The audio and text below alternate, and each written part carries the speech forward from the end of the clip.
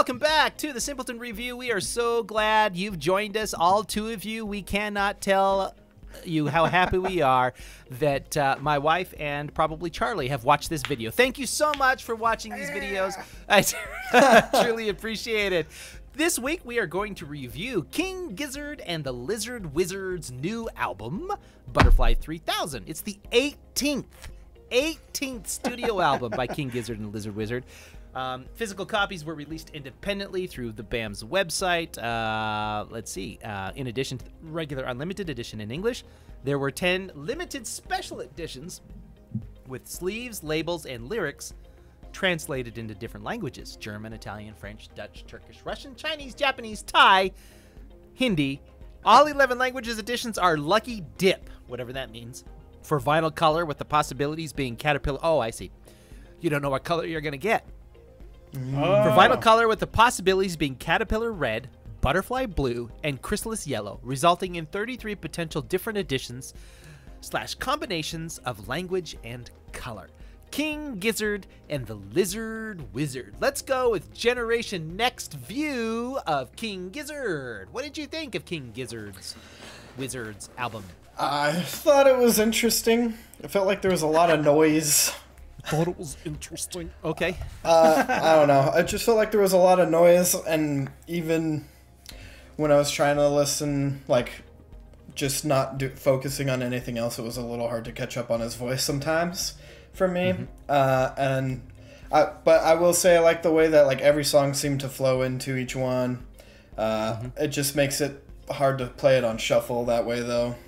Yeah, I found out because the ending to each song's a little rough because of that. Yeah, because it's sudden. Yeah, for sure. And then the song that stuck out the most to me was Interior People, but maybe because I was kind of like, yeah, I get this. That's fair. Gotcha. So. Right on. Well, I'll go next on this one. I've listened to King Gizzard and the Lizard Wizard before, so this isn't my first foray into their music. What I do like about King Gizzard, I like their psychedelic sound. I like psychedelic music. I always have. I mean, I listen to Canned Heat and Hot Tuna and a lot of these bands from the 60s because my mother had all those albums, so I listened to them all. I like that sound. I really, really do. Now, of course, this is an updated, more modern take on psychedelic music. Now, I think those of us who live in the state of Idaho kind of miss out on the full experience of King Gizzard and the Lizard Wizard, because I'm pretty sure you're going to have to go down to your local pot shop and buy a few brownies before you actually listen to this album to get the full effect. I'm just saying. Those of us in Idaho do not have that privilege, nor luxury, nor freedom, even though we live in a freedom state, to do that kind of thing because, pot bad, guns good. All right, so, that's what happens. But I do, so the problems I have with this album is I really liked the little keyboard element they got, that do-do-do-do-do-do-do, until about the third or fourth time they used it in the third or fourth song. And I'm like, dude, this is the exact same freaking riff that was in the first song. Why are you doing it over and over again? I'm assuming maybe they just wanted that continual flow to happen throughout the album, but it got on my nerves, man. I'm like, it was cool the first song, but not anymore. So that was my biggest beef of the album. But one song I really liked, which I think was probably because it was kind of like a break and then boom, it kind of hits you, I think it was Catching Smoke. It was like they kind of kicked it into a little higher gear, brought in the guitars, and let's rock out just a little bit because maybe we're coming down from our buzz and now we can actually play the guitar. I don't know what it meant, but that's what they were probably doing. So overall, I think it's a good album. I definitely think you should pick it up and take it for a spin for sure. Charlie? Yeah, I agree. I've listened to a lot of King Gizzard, and you'll find that there's always a hit and miss on their albums because I mean they do everything, and I mean everything. They go from epic stories, they go from instrumentals that are just like totally symphonic almost, and this is no different. They're definitely stepping into the digital age where there's a lot of digital sound, and that's not normal for them. And you can tell that there was actually like a bit of foreign influence. I mean, that's hearing that they have it translated into several languages. I think that's evident. Yeah. You catch a little bit of like Chinese folk sound and a little bit of Indian folk sound. Right. So mixed definitely into a couple some of Indian songs. sound in there for sure. Shanghai was obviously definitely influenced, and just in little spots. Most of their stuff still stays true to them, but you could tell where they were trying to like branch out a little bit.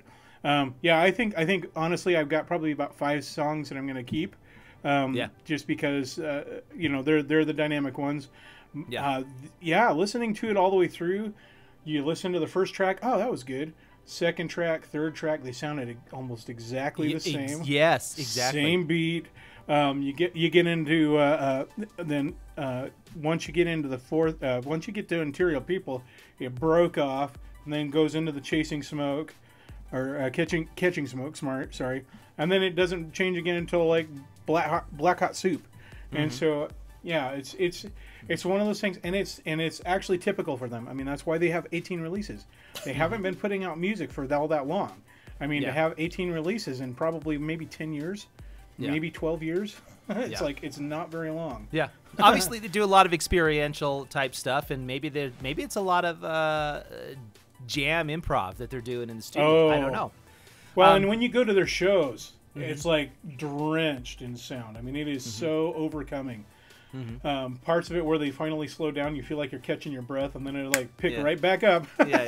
Here we go, boys, let's go. And what they could have done probably with the first few tracks on this album is maybe just did like a Fish or a Grateful Dead thing and just made it all one track. Let's just make a jam track, make it 10 or 15 minutes long, and let's just be able to be immersed in. I know they tried that with the no space between tracks, but you still got this feeling that it was a different song, and maybe they could have just did a little bit more of a longer transition into the other song, you know what I mean? And maybe just kind of filled it out, and it wouldn't have felt so like, oh my God, this is the exact same thing. Why are you doing this? You know what I mean? Except that it would have felt there like, are hey, people this that is the have same bought song. their other albums. There are people that bought their other albums where they did do that, and then they complain about them being too long. Okay. All right, fair enough. And none of these, which one's Catching Smoke is the longest song. It's 6 minutes and 28 seconds. Yeah. Everything else is around 4 minutes, and 4 minutes. There's a couple of 5 minutes, but they're not that long. The songs are pretty short. So I don't know. These Australian bands are kind of interesting. You had us review that. What was that other band that was from Australia that we interviewed? Oh, it was too bad because that was like they've done so many others that were so much better. Rolling Blackouts, Coastal Fever. That's right. Rolling Blackouts, Coastal Fever. Yeah. What is it with Australian bands and 10-word names? Maybe they say it why faster can't they than just us? go back to like AC/DC? That's a good Australian band name. Why does it have to be Rolling Blackouts, Coastal Fever, King Gizzard, and the Lizard Wizard? I mean, come on. Anyway, all right. So why don't it just be Olivia Newton? See, that's a long name too. Olivia Newton-John. Come on now, you Australians. What? You think you're not important enough, so you got to have long names? All right, let's give our score on this album. Charlie, you're up. You do it first. I did like the sound, so I'm going to give it a little bit higher score than I wouldn't normally. I'm actually going to give it a 3.5. Okay. So I didn't have many that I'm going to keep for the playlist, but again, for being pioneering into a new sound form, I think they did a good job. The representation was really well done. Okay, good. Lemuel. I'm going to give it a 3. I think it's definitely worth sitting down and just like listening to all the way through, and then maybe save a song or two, but I wouldn't listen to most of these songs isolated personally. So you're going to give it a 3, is that what you said? Yeah, I'll give it a 3. It's worth a listen. It's interesting. Okay, fair enough. I am going to have to go for a 3 as well. I appreciated the quality, and it is a well-done album. Don't misunderstand me, folks. I'm not saying this is a terrible album and you shouldn't buy it. Definitely give it a spin. King Gizzard is always worth a listen, even if nothing else for their novelty. It's an interesting band. They're definitely not boring, that's for sure. Now, their songs may get boring, but the band themselves is always like, what am I going to listen to this time around?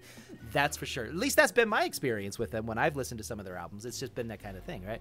So I'm going to give it a 3 overall. Unfortunately, King Gizzard and the Lizard Wizard's Butterfly 3000 does not make the Simpleton certified list, but you should go give it a spin. And maybe you should buy one of their LPs and get one of their lucky dips and who knows what color you'll get. That sounds like really cool stuff to me. Yeah, actually, I it might sounds have to go really buy fun. one of their LPs too. So, yes, well, there you have it, folks. King Gizzard and the Lizard Wizard, reviewed by the Simpletons. And we were not hard, but, you know, it's a good album. Go check King Gizzard out. Thank you so much for joining us here at the Simpleton Review. You can find everything Simpleton on the simpletonreview.com. You can also find us at Patreon. We have a Patreon page. Yes, we do. And we want patrons because we want money. Is that fair? I don't know. Got to keep all this stuff up to date. That's right. Recordings and all that. Oh, yeah. That's right. If you've listened to King Gizzard and the Lizard Wizard's new album, Butterfly 3000, then please let us know. If you have, whether you hated it, you thought it was stupid, and they should be called King Dumbheads and the Doofus Schmurts, I don't know. Whatever. Or if you think they're amazing and we just don't know it because we don't have brownies, then let us know that as well, because we really would like to know. But yeah, we'd love to have you comment and tell us what you think of King Gizzard and the Lizard Wizard. And I am not going to say that name one more time. Say it 5 times fast. On Come this on. video. No, I am not going to. Izzard. Thanks so much for joining us here on the Simpleton Review. Talk to you next week. Bye-bye.